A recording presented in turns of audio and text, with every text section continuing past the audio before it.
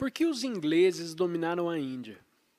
Resposta: os povos que têm mais energia, mais vitalidade, mais capacidade, mais ânimo, levam o sofrimento ou o bem-estar a seus vizinhos menos energéticos.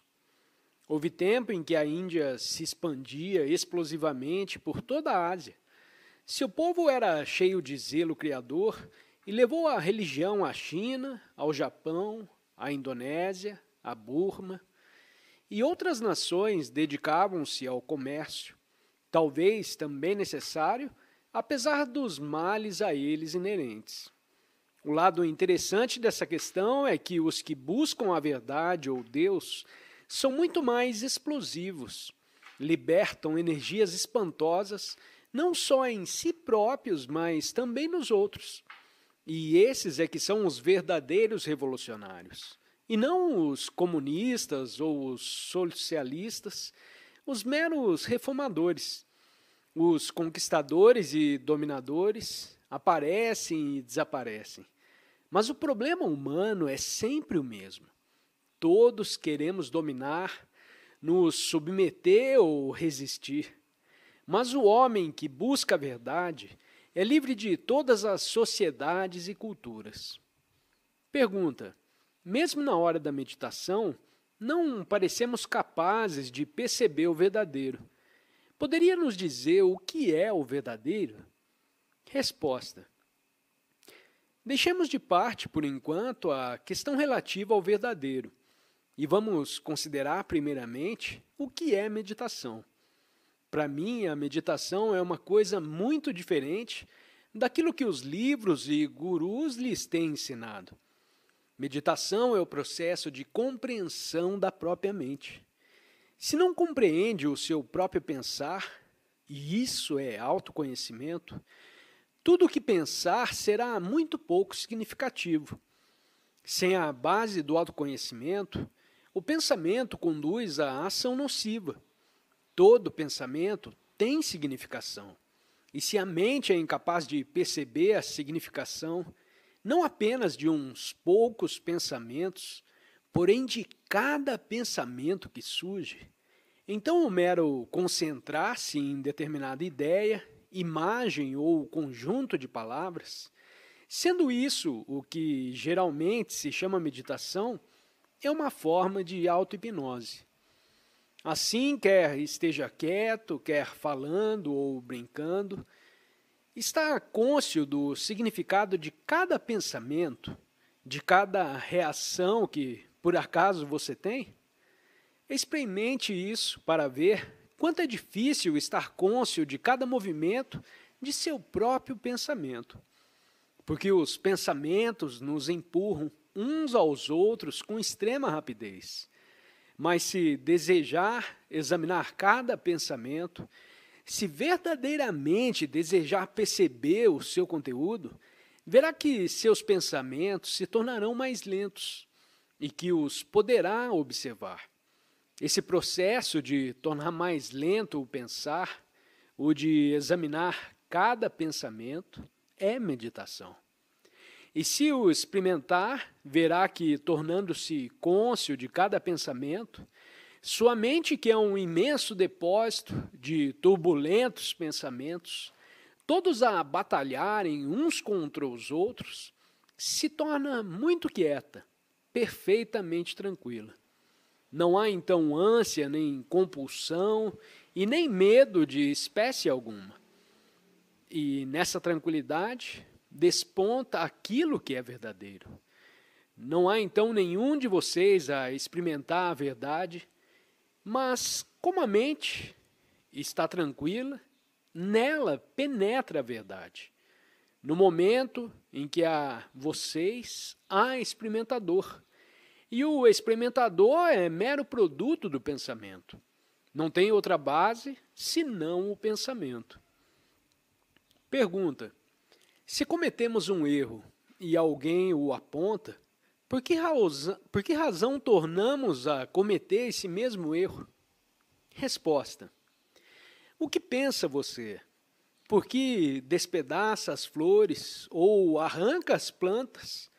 ou danifica móveis, ou atira papéis ao chão. Embora de certo já lhe tenham dito uma dúzia de vezes que não deve fazer isso. Preste atenção e você verá o porquê.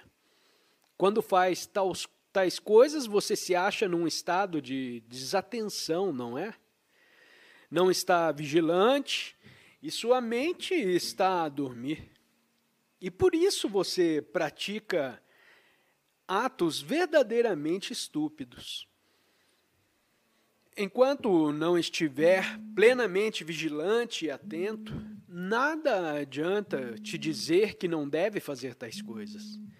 Mas se o educador for capaz de te ajudar a estar sempre atento, vigilante, a observar com prazer as árvores, os pássaros, o rio, a extraordinária opulência da terra, então uma simples alusão bastará, porque será um ente sensível, atento a tudo o que se passa em torno de você e dentro de você. Infelizmente, sua sensibilidade é destruída. Porque do nascimento à morte estão a te dizer incansavelmente que faça isso e não faça aquilo. Pais, mestres, a sociedade, a religião, o sacerdote e também suas próprias ambições, sua própria avidez e inveja. Todos te dizem, faça isso e não faça aquilo. Estar livre de tudo isso, dos fazer e não fazer, e ao mesmo tempo ser sensível em tão alto grau que espontaneamente seja bondoso e não magoe ninguém, não jogue papéis no chão, ou não veja uma pedra na estrada sem a retirá-la. Isso requer consideração em alto grau.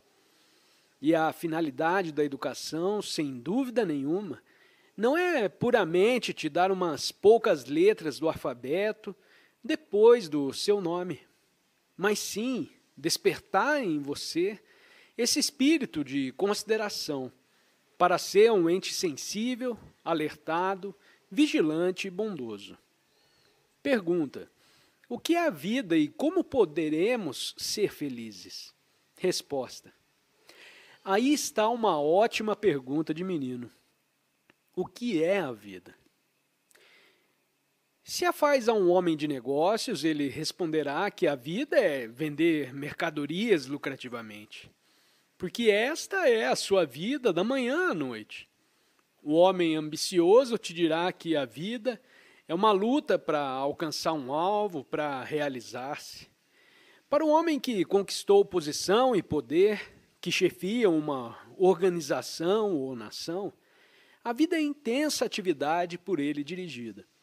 E para o trabalhador, principalmente nesse país, a vida é trabalho infindo, sem um dia de descanso. É viver sordidamente, infeliz, sem suficiente nutrição. E pode o homem ser feliz no meio de tanto atrito, tanta luta e fome e sofrimento? Claro que não. O que faz ele, então? Não investiga, não indaga o que é a vida, porém se põe a filosofar sobre a felicidade. Fala da fraternidade enquanto explora os outros. Inventa o eu superior, a super-alma, uma certa coisa que, no final de tudo, o fará permanentemente feliz. Mas a felicidade não se torna existente se a buscamos. Ela é um derivado, um acessório, que vem à existência quando existe a bondade, quando existe o amor, quando não há ambição e quando o espírito, tranquilo, busca o verdadeiro. Pergunta: por que lutamos uns com os outros? Resposta: me parece que os mais velhos também fazem essa pergunta, não? Por que lutamos? A América se opõe à Rússia, a China ao Ocidente. E por quê? Falamos de paz preparando a guerra. E por quê? Porque, penso, a maioria dos entes humanos gosta de competir e de lutar. Isso é um fato evidente, senão deixaríamos de fazê-lo. No lutar encontra-se um exaltado sentimento de vitalidade. Isso também é um fato. Pensamos que a luta, em todas as suas modalidades, é necessária para nos manter vivos. Mas veja, esse modo de viver é extremamente destrutivo. Há uma maneira de viver sem luta nenhuma. A flor, o lírio que está crescendo, não está lutando, está vivendo. Ele simplesmente é. O ser de uma coisa é a bondade dessa coisa. Mas absolutamente não somos educados para isso. Somos educados para competir, lutar, ser soldados, advogados, agentes de polícia, professores, diretores, negociantes, sempre querendo estar por cima. Todos queremos triunfar na vida. Muitos há que, exteriormente, ostentam humildade, mas só são felizes os que verdadeiramente humildes e que não lutam. Pergunta: por que abusa a mente dos outros seres humanos e de si própria? Resposta: o que você entende por abuso? A mente ambiciosa, ávida, invejosa, a mente carregada de crença e tradição, a mente cruel que explora a outros. Essa mente, é óbvio, cria com sua ação malefícios e produz uma sociedade toda de conflito. Enquanto a mente não compreender a si própria, sua ação será invariavelmente destrutiva. Enquanto a mente não tiver autoconhecimento, fomentará a inimizade. Eis porque é essencial alcançar o conhecimento de si mesmo e não simplesmente aprender o que está nos livros. Não há livro capaz de te ensinar autoconhecimento. Um livro poderá te dar informações sobre o autoconhecimento, mas isso não é o mesmo que conhecer a você mesmo em ação. Quando a mente se vê no espelho das relações, desse percebimento resulta o autoconhecimento. E sem autoconhecimento, não teremos nenhuma possibilidade de acabar com a confusão, a terrível angústia que criamos no mundo. Pergunta: a mente que busca o êxito difere da mente que busca a verdade? Resposta: a mente é sempre a mesma, quer buscando o êxito, quer buscando a verdade. Mas quando estiver buscando o êxito, não descobrirá o que é verdadeiro. Compreender a verdade é ver o verdadeiro no falso e ver como o verdadeiro o que é verdadeiro.